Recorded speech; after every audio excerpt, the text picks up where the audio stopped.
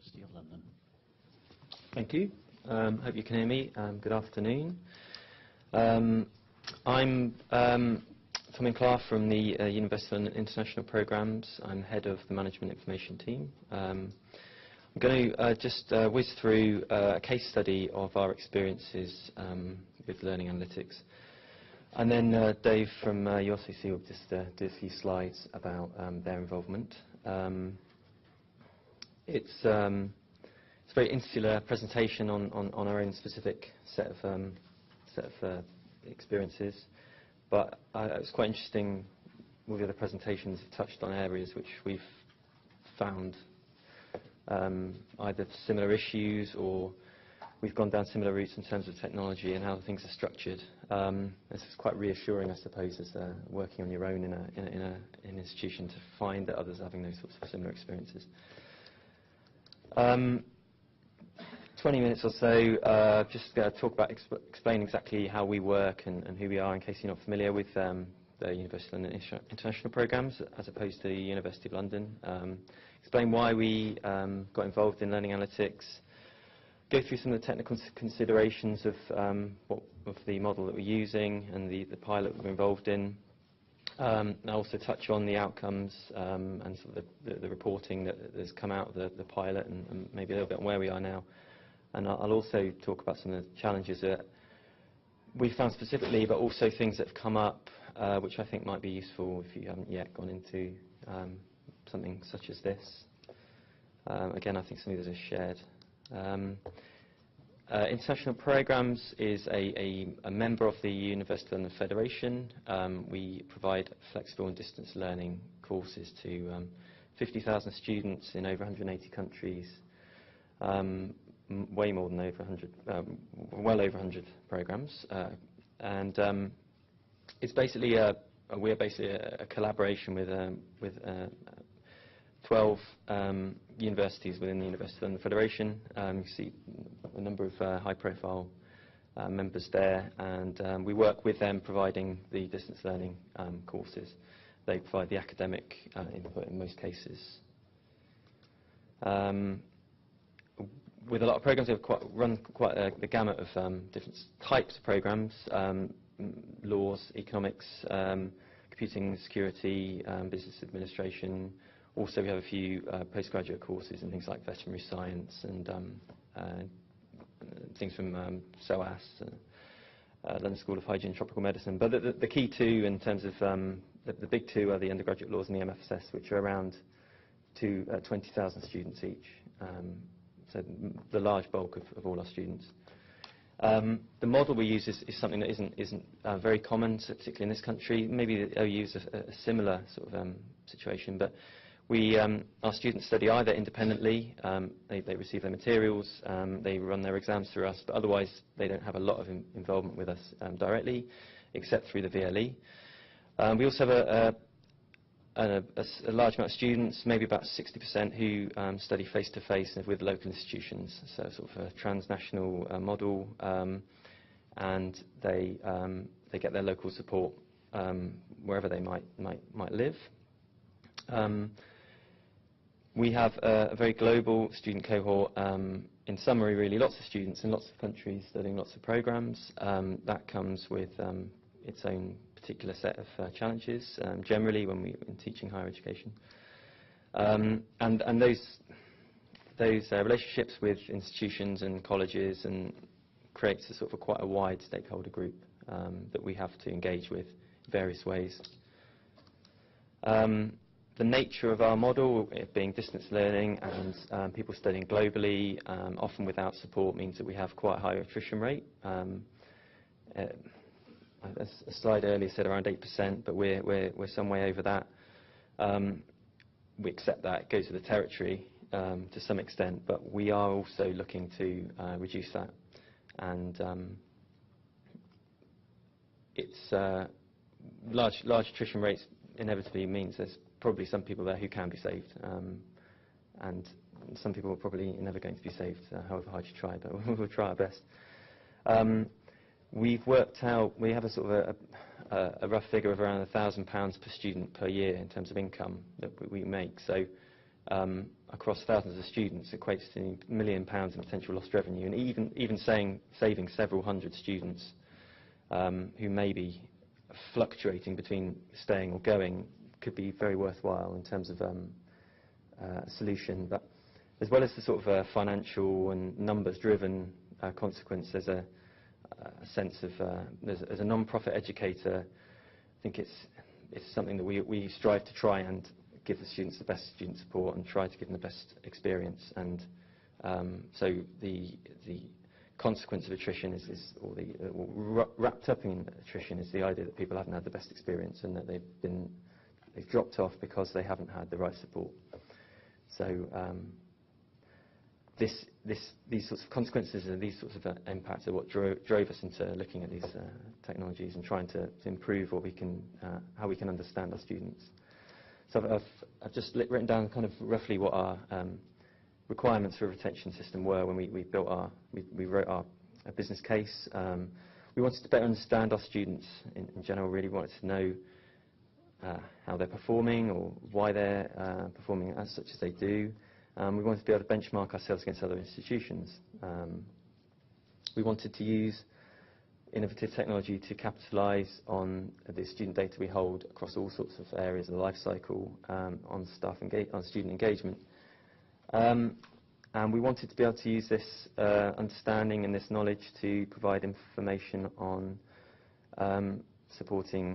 to help support students' learning outcomes. That might be internal strategic considerations that go around student committees or are used to guide student support in the long term. It might be external. It might be that we would try and find out ways directly to interact and intervene with students who are struggling a little bit. And most importantly, to try and improve retention and increase our fee revenue, which then rolls into subsequent years and subsequent ability to improve support and improve our experience as students. We split it into two phases. So phase one has been to pilot a system called Bloom Thrive Analytics with ULCC and another company called Altis, and Dave will mention a little bit more about how that worked as a tripartite arrangement. ULCC, University of London Computer Centre, are part of University of London, I think, still, and that was our route into it. And at this stage, we're just beyond the pilot stage. The pilot is that the system is working, but we are now moving into the second phase, which is sort of intervention, and we're at the beginning of that phase, so trying to use the information from the pilot and the technology to try and enhance and produce more targeted student support. The integration itself, similarly to a lot of other experiences, involves a number of areas from the student life cycle. So what we've managed to do so far is integrate our student records, which we use SIT's student information system. We have a data warehouse in the management information team, which is supplied as a Cognos system. That is where we get all our student records from, and covers all the usual areas of student life cycle within that sort of system. But we were able then to bring in VLE data. That's in the form of both access to the data, to the VLE through the logs. It's kept that fairly simple. It's purely have they accessed or have they not over a period, and has that access changed over time. So, for example, if they logged in 10 days in a row and then they didn't log in for 30 days, that might be triggered, that might be logged by the system. That was straightforward. ULCC were managing the Moodle, we managed Cognos. What hasn't been so straightforward is some of the other things which we wanted to bring in, which we haven't yet. So we have a university, as a distance learning organisation, we don't have a campus, we don't have a physical library, but we have an online library, which is available to all our students. We haven't yet been able to get the online library data into the system, related to some sort of internal challenges and resource problems with the library and access to the data, but in theory it should be possible. We haven't also brought in our inquiries data, which is provided by a different system, so which is a ESD, Electronic Service Delivery, CRM. Again, it's more of a sort of a resource issue that we haven't brought it in. It's not particularly technically related, but we hope that we might be able to bring these second two into Cognos and thus bring it in much simply. A mixture of those fluid and static system data sets there. Finally, something which we had in our minds when we wrote the business case, but aren't really practical at this point, but would be really useful, is the idea of bringing in other things, more fluid data. Social media being one. Again, distance learning cohorts of students, we find that they interact a lot on Facebook, probably more than many other universities, particularly in certain countries. Pakistani women, for example, find it much easier to interact via Facebook than maybe are able to go into a local institution. We also have a lot of MOOCs data. We're involved with Coursera. We've got a lot of programs, a lot of students and prospective students who come through there, and it would be great to be able to add more depth and more nuance to the whole analytic picture, to be able to bring those sorts of things in. But technically speaking, those are more challenging.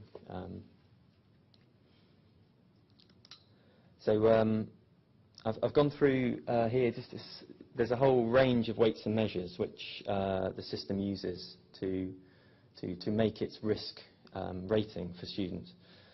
It's based on a set of weights and measures which were developed in an earlier iteration of the system, which an Australian distance learning university, the University of New England, produced. We took the decision early on to stick to what they had suggested, or what they had found worked. In time we may tweak these to suit us more, but essentially there's split into 5 different areas. You've got your student details, so that looks at who they are, how are they studying. For example, are they independent, are they a new student or a continuing student, are they at a teaching institution. It then looks at the module details, so exclusive of the student, what level of different modules at, what qualifications do they lead to, are they modules that have had previously high attrition. Student performance, then it looks at the student's experience with the modules, so how have what's their achievement like, are they enrolled in a lot of modules, are they enrolled in modules with high attrition, have they had issues with failures in modules, have they started and not finished modules, things like that. Then we move away from sort of the SITS data and the student information into sentiment, which is what we've been calling the wellness or the happiness side. So you'll see in a moment how there's a Moodle sort of plugin or block which records students' happiness, and like you get at the airport with your smiley face, the unhappy face, and it takes that and it takes the potential comments they might write and it adds that to the mix. And then you've got Moodle and online library, stuff which would be frequency of logging access and changes in patterns. All in all, I think it's at 39 or 38, some of which weren't relevant for us as a distance learning institution. We don't have, you wouldn't track campus or non-campus. You wouldn't track. We're not in. We don't have widening participation schemes. But there's all sorts of things that you could use, which would just add that depth again, which is a kind of important things to have a deep and layered kind of data to make your predictions from. So this is an example of the block with the wellness there on the side. So a company called Pulse. This is our professional accountancy master's program, our newest program, and you can see here the smiley faces and the ability to leave a comment there. It's at every level of the VLE. Again, one of the things we were keen to do is not to align it with anything in particular. So leave it neutral, leave it up to the student to make their comment related to however they felt, wherever they were. If it isn't designed to field program-specific comments. And there's a little, well, you won't see it, but there's a sort of information where we explain that it's not designed to tell them when their exams are. It's designed for them to just express themselves. So there's a nuance to getting the wording right to explain exactly what that means, and that if they have particular questions, they might be better directing them elsewhere. The module itself, it's quite important. But this is one of the more successful iterations of the block. I can explain at the moment. With quite an involved VLE in this case. Okay. So just going to talk a little bit about the outcomes and reporting. As I said earlier, it's as much. Yeah, I'll explain in a minute where we're kind of at the moment. But there's a variety of different reporting views from the system. This is sort of a home page. There's 5 different reports.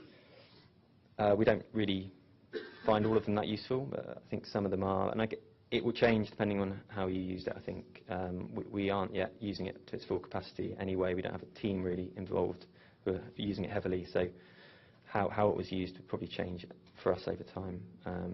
You've got, on the first day, you've got a register of students and who are most at risk on a particular day. You've got a summary of the sentiment and sort of average summary by module and how they're feeling and the wellness rating. You've got a list of students and individual sentiment and individual comments. Then another summary which is more at the comparative level of modules. And then finally there's a student level risk, so it just summarises a particular student. I'm going to focus on 2. Which we found kind of useful in some ways. Anyway, this is the sentiment detail report. So this as you can see, it lists the happiness and student ID and things like that. This is all from the Masters in Professional Accounting course, I think. Unfortunately, this student was diagnosed with bird flu partway through their course, so they're not very happy. Surprisingly very unhappy. And there's a note of very happy. As far as outcomes and how we found it, in general, 10% of professional accountancy students had given a sentiment rating or comment in a couple of days, which sounds great, albeit with the caveats. There's only 150 students. And it is a very focused VLE course. It's a 22-week modular program, and it's designed we have 2 student relationship managers who are on the VLE fairly constantly, who cajole and help students on the forum and are very involved in taking them on the journey through these 22 weeks and trying to ensure that their experience is sort of maximised. And they were on the forum saying, here's this new block, why don't you use it? Tell us how you feel. That's not always going to be appropriate. It's not perhaps scalable on some of our bigger programs, although you could say yes, depending on how you modelled it, you probably could still cajole, you could still use the forums, maybe not quite as direct to specific students. But in theory, this is useful, and as long as you've got somebody to use it, I think we'll get something from this as we move into that second phase of intervention.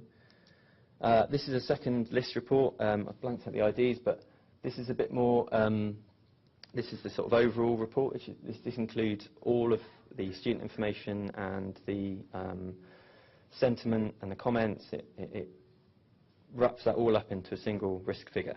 Then it identifies per day 200 students, and then you get your number at the top there.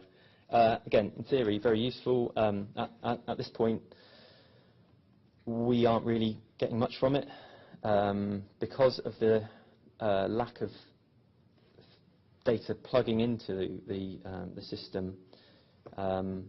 We have lots and lots of students who fulfil a relatively small number of criteria. So you see all the 7.1s down the side. So having lots and lots of students at risk isn't necessarily useful, and unless you can package them, you can chunk them into specific cohorts and be able to target that student support in certain areas. But again, it's all in theory, it's a very useful thing once you get that data set rich enough to bring back meaningful data. Okay, so that's the main key message there. We just need to make sure we get distinct cohorts of students identified. I think that's a very important thing, especially when you talk about 50,000 students. We faced a few challenges. Again, I think I mentioned some general stuff here that just kind of came to me as I was writing the presentation. It felt like identifying students is quite easy, really. You know that when, maybe it's in our case, lack of engagement seems to be a key driver, but failure's probably a fairly key driver. People not engaging with the VLE, things like that. But the difficult bit, I think, is about intervention. Well, for us anyway. How, when, who is doing these sorts of things. And I think a question to ask is what comes first, because you can set up a system and then you can use that to drive a staff engagement or support kind of framework around it, or you can set up your framework first and then build a system to follow. And one comes with, the latter one will cost more. You're setting something up that maybe isn't used yet or doesn't have the data to work from. The first one, well, you may be setting something up which won't. It will take a while to get running before you can actually use the meaningful data. In our experience, we didn't have a team that was really able to do it, so we was hamstrung a little bit by waiting for a team to be built and to be recruited and to be able to start using the data. The previous project with the UNE, I think they used the existing team, and they were able to use the data with their existing student support teams. There's questions around what you do. Do you contact them directly using things like the comment? Do you try and pick out particular students at risk on a daily basis, or do you batch email them and say, well, we notice you all seem to be struggling a little bit with your exams. Do you contact them separately? And then managing student expectations. For example, will all their comments be read? If they're posting up things and no one's there to read them, students may be disappointed. They may not. They may be putting stuff up there which needs to be read, that needs to be understood. And if you haven't got a team in place or you haven't got resources to manage those comments, then you probably need to manage the expectations of students to understand that the forum that they're using is perhaps not the wrong one for the types of comments that they're directing. This has come up a few times, data protection and consent. Something that's been levelled against learning analytics on a few occasions at other conferences is the idea of sort of ethics around monitoring students. And is it right to prescribe predictions on outcomes to people that maybe are a bit more complex than that? But we also, on the other side, we want to understand our students without going down to the absolute individual level in every case. So for me and for us at the university, we just tried to let students know exactly what we were doing and why. So we put up student blogs which tried to explain exactly what we were doing without using too much jargon, and just try to explain that this is for their benefit, student experience, and the data is, the data we're using is secure, and we're not changing anything around what in terms of the data protection rules that they've already signed up to. We also had focus groups when we were testing the system, so we had an input at the start of students there who could give us a sort of a qualitative feedback. We spoke to the student in the information compliance officer at the university. Generally, it was deemed that the current consent was largely covered what we were doing with the pilot. I think maybe it was Greenwich, you were looking to maybe change that in future sort of iterations of the technology, and I think we would probably try to look to do the same if this stays and is enduring in the international programs. And obviously security of data, very important. In our case, it hasn't changed. The servers are in the same place, the data is held in the same place, and we're using existing data systems, Moodle and our student information system. So, nothing much has changed in terms of how we're holding it, but it's more data, and it's potentially more different data. So these things have to be considered. Is it worth it? It's kind of an institutional question, I suppose. It's hard sometimes to appreciate whether this is a worthwhile technology if you're paying a lot of money for it. In our case, we don't know whether students have left us or are retained until the following year when they re-register, because quite often they will not engage, and then they'll do their exams, and then they come back. So we have to think perhaps a bit more broadly about success and understanding whether it's a useful thing. We tried to do a historical analysis with a known outcome, and we took historical data and we ran it through the system without Moodle live data and without the sentiment data, and it was slightly more predictive of retention of students leaving, but not hugely. So we weren't able to make great conclusions about its success with just student data. And my own suggestion or my own belief is that maybe it's better to look at the bigger picture and look at college or module or program level attrition over a period. Try and think longitudinally with annual cohorts of students. Think about qualitative feedback and surveys and student surveys and how they deem student support generally. But it probably is different depending on what sort of institution you're working for. We also had a few challenges with integration. As I mentioned, we haven't been able to bring in the University of London library data, or we haven't been able to bring in inquiries data. And I think that makes the data set less predictive, less rich, and I hope that we'll be able to make it more subtle and more accurate. Who models the data? In our case was the management information team, but I'm not familiar with how other universities work. There may be challenges in understanding who is providing the data to particular however it's being provided. In our case, it's brought into a warehouse and passed on to LCC. But owners of data may have other ideas about how the data is used, about how the technology is integrated. We had similar experiences to Greenwich as well about staff engagement, and they also seem conceptually to be very for the idea of predictive analytics and analytics. But as it got to the point of using the data and moving from a sense of this is a good idea to how do we use this, participation seemed to be a bit less full on, I suppose. And I think that maybe there's a boundary to cross between conceiving of improving student support and actually getting down to brass tacks and understanding what we're going to do with it and how we're using it. In our case as well, that last point there, who owns predictions, the two phases of it has moved from one team to another, and I think it would be better to have it all under one department, because technically speaking, I know what's gone in there and I know how useful it can be. Moving it on to somebody else who maybe hasn't gone through that process of seeing what the system does underneath the bonnet is something that is beneficial when it comes to actually understanding the support and the outcomes and what's coming out the other end. That's my slides. We'll leave questions till the end, I think. And I think Dave's going to talk about your CC's involvement. Hi, yeah. So I just want to add a bit of context to Tom's hopefully honest story of what it's been like for them and where they're at right now. So for us, ULCC, if you don't know, as a in-sector provider of various services, I head up the team providing our Moodle-based VLE services to 100 or so institutions.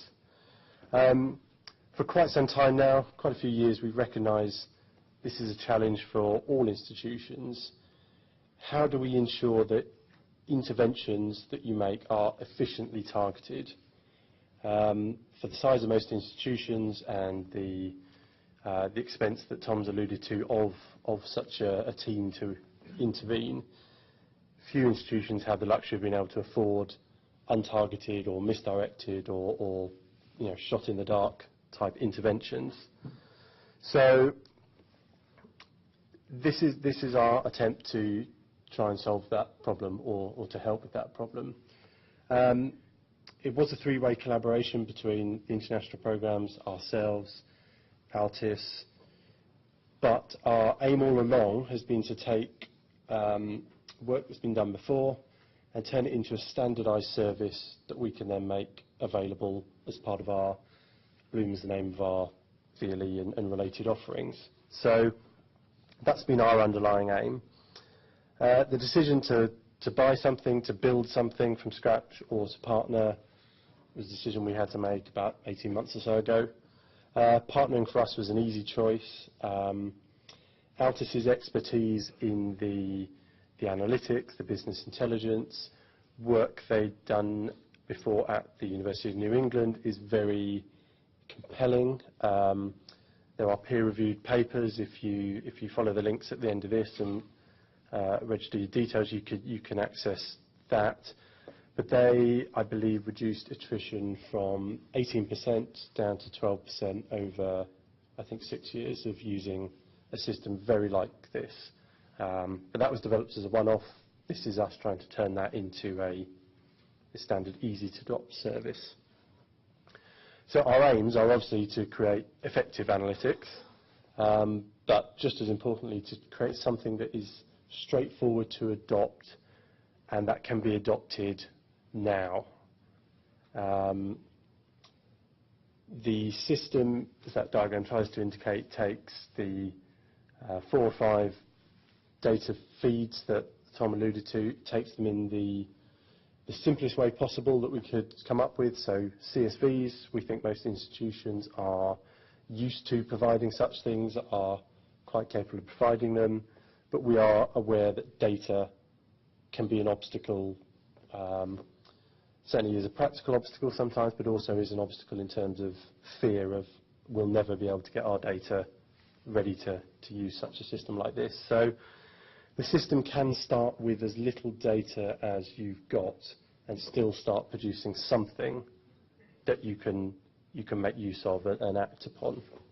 So at the simplest end, our customers, where we already run the VLE, we've got the sentiment plugin that can be added. We've got VLE data that we can, shortcut the system and feed it straight into this without you having to do any data preparation. And from then on, the picture just gets clearer and clearer as you feed in more of the, as you say, 38, 39 data triggers over time. That is really it, except that we're at the stage where we want to work with more institutions as early adopters to help us refine this service, improve it, and keep it going, and join with Tom and co in terms of taking it from here and getting it adopted and providing us the feedback of where it does and doesn't meet the needs. So please do, if what you've seen is not the finished article of Tom's journey, but if it even vaguely whets your appetite as something that is of interest, please do register on there and talk to us about it. And we'll be around afterwards. That's it. I think you've got questions for Tom or myself. Are there any questions?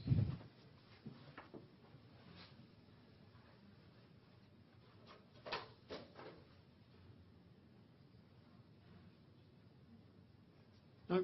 You got on lightly there. Thank you.